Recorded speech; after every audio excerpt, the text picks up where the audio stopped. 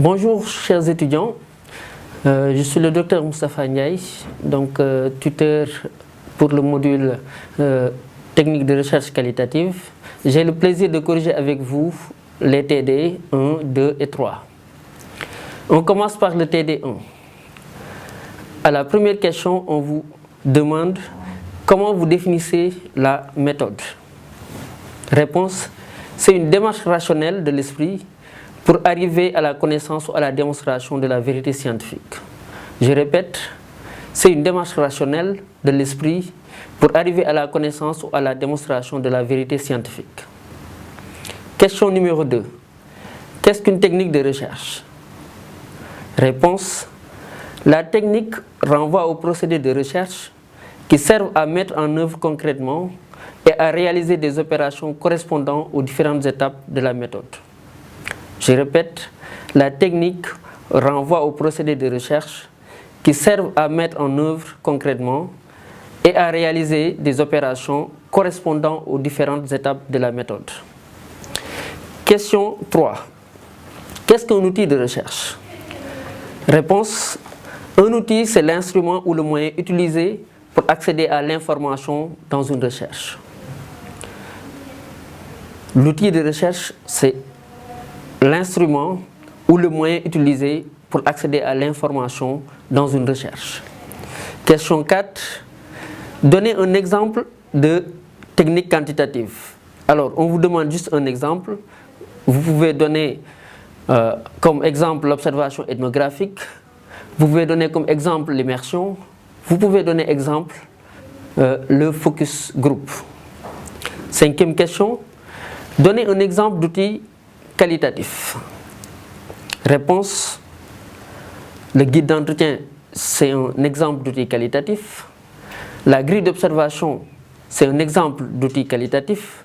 L'enregistrement sonore, c'est aussi un outil qualitatif. Donc, c'est juste pour vous aider à faire la nuance entre la technique et l'outil. Si vous avez bien compris donc le chapitre 1, nous passons au TD du chapitre 2. Là également, vous avez 5 questions. La première, c'est qu'est-ce qu'il faut pour bien problématiser dans une recherche? Pour bien problématiser dans une recherche, qu'est-ce qu'il faut? Réponse, il faut d'abord identifier un fait significatif, c'est-à-dire que vous ne devez pas vous intéresser à un événement isolé, vous ne devez pas vous intéresser à un problème qui n'a pas une certaine durabilité, mais vous devez vous intéresser à quelque chose qui est significatif, c'est-à-dire qui concerne un groupe et qui a une certaine durabilité. Je donne un exemple très simple. Il y a un accident sur la nationale. Ça, c'est un événement. Ce n'est pas forcément un phénomène de société. Mais quand on dit que durant l'année 2015, nous avons observé 1000 accidents sur la route nationale et des accidents différents les uns, aussi différents les uns que les autres et ayant des causes très différentes, là on peut parler d'un phénomène. Là c'est un fait significatif qui peut faire l'objet d'une recherche, de savoir par exemple qu'est-ce qui explique la récurrence des accidents sur la route nationale. Donc le premier élément, c'est d'identifier un fait significatif. Deuxième élément, il faut relever un paradoxe. La recherche émerge quand on est dans une situation paradoxale. L'exemple le plus simple que je donne, que j'emprunte à la physique, l'explication de Newton a commencé par le fait de remarquer que la pomme tombait en bas au lieu d'aller vers le haut. Ça peut paraître paradoxal. Maintenant, avec des démonstrations, on se rend compte qu'il y a une force attractive qui fait que la pomme va en bas. C'est la même chose dans une recherche en sciences sociales. On doit relever des situations paradoxales et ce sont ces situations paradoxales qui vous conduisent à vous poser des questions. Le questionnement étant le premier élément pour aller vers la recherche. Donc, il faut, en deuxième élément, relever un paradoxe.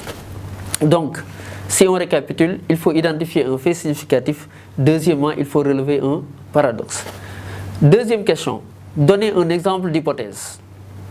Réponse, Je vous donne mon exemple en utilisant toujours l'exemple des accidents. Je peux émettre l'hypothèse suivante. La récurrence des accidents s'explique par le manque d'informations préventives sur les risques liés à la conduite irrégulière. Donc, mon hypothèse, c'est que la récurrence des accidents s'explique par le manque d'informations préventives sur les risques liés à la conduite irrégulière. Partant de là, on vous demande, en troisième question, de nous donner l'exemple d'une variable. J'utilise mon hypothèse, à savoir la récurrence des accidents s'explique par le manque d'informations préventives sur les risques liés à la conduite irrégulière. J'ai comme variable la récurrence des accidents, c'est une variable. L'absence d'informations préventives sur les risques liés à la conduite irrégulière est aussi une variable. Donc, nous avons donné des réponses à notre troisième question. Alors, la quatrième question est la suivante. Dans cette hypothèse, faites ressortir la variable indépendante et la variable dépendante. Alors, je vous rappelle toujours l'hypothèse qui est la récurrence des accidents est liée à l'absence de politique préventive concernant les risques de conduite irrégulière. Alors, la récurrence des accidents, c'est la variable dépendante, parce que c'est la variable qui est expliquée. Et la variable indépendante, c'est l'absence de politique préventive. Donc, c'est la variable qui explique la première, c'est-à-dire donc la récurrence des accidents. Nous voilà au terme du TD2, donc du chapitre 2. Alors, nous allons progresser vers le chapitre 3. Le chapitre 3 concerne donc 4 questions. La première, quels sont les principes de l'entretien? Je rappelle quels sont les principes de l'entretien. Première réponse, il faut la pertinence. Deuxième réponse, il faut la cohérence. Troisième réponse, il faut la réciprocité. Quatrième réponse, il faut le principe de l'influence. Donc, je récapitule, il faut la pertinence, il faut la cohérence, il faut la réciprocité et il faut l'influence. Deuxième question, comment est constitué un guide d'entretien? Réponse, un guide d'entretien comprend l'ensemble des thèmes que l'on souhaite explorer dans un entretien. Et ce sont l'ensemble de ces thèmes-là qui structurent ce qu'on appelle le guide d'entretien. Ces thèmes doivent, il faut le rappeler, être en rapport avec la thématique générale de la recherche. Donc, un guide d'entretien comprend l'ensemble des thèmes que l'on souhaite explorer et qui structurent le guide. Ces thèmes doivent être en rapport avec la thématique générale de la recherche. Question 3. À quoi renvoie l'objectivation? Réponse, l'objectivation renvoie au fait que l'interviewé, lorsqu'il parle, ne doit pas livrer un discours déjà constitué. Tout au contraire, il doit construire son discours. Donc, la réponse par rapport à l'objectivation, c'est qu'elle renvoie au fait que l'intervieweur, lorsqu'il parle, ne livre pas un discours déjà constitué, mais il construit son discours au fil donc, de l'entretien. Question 4. Qu'est-ce qu'il faut éviter au cours de l'entretien? Vous pouvez donner juste 3 réponses. Il faut bien évidemment éviter d'orienter votre sujet vers une réponse par la façon dont vous posez la question, parce qu'une façon de poser la question peut ne pas être neutre. Donc la façon de poser la question doit être neutre pour permettre une réponse objective. Deuxième chose qu'il faut éviter, il faut éviter un gestuel ou une attitude qui peut influencer la réponse du sujet. Donc il faut éviter un gestuel ou une attitude qui influence la réponse du sujet. Par exemple, quand un sujet parle et que vous qui interviewez, vous acquiescez ou bien vous faites un signe du non, ça peut avoir une influence. Ou bien même la façon dont vous regardez votre sujet peut avoir une influence sur sa façon de répondre. Donc il faut adopter une attitude et un gestuel tout à fait neutre. Troisième réponse, il faut éviter le superflu dans les questions en les rendant claires et simples.